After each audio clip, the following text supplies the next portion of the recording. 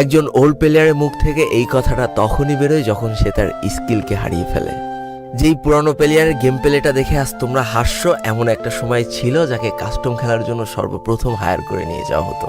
যেই পুরনো প্লেয়ারটার game play দেখে আজ তোমরা হাসছো, একটাবার খোঁজ নিয়ে দেখো সেই প্লেয়ারটার গেম প্লে দেখেই একটা সময় অনেক মানুষ গেম খেলা শিখেছে। যেই ওল্ড প্লেয়ারটার খেলা দেখে আজ তোমরা তোমাদের গ্রুপে নিতেও লজ্জা পাচ্ছ, খোঁজ নিয়ে দেখো সেই ওল্ড প্লেয়ারটা কোনো একটা সময় কোনো একটা গিল্ডের লিডার বা অফিসার ছিল।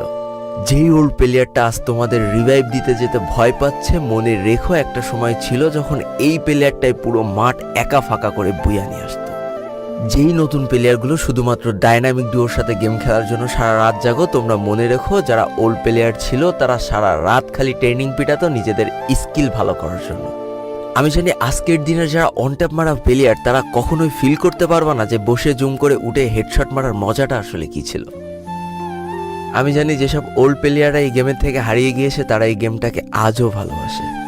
জীবনে এমন হাজারো ওল্ড প্লেয়ার আছে যাদের ফ্রি ফায়ারই ছিল জীবনে প্রথম রাত জাগার কারণ।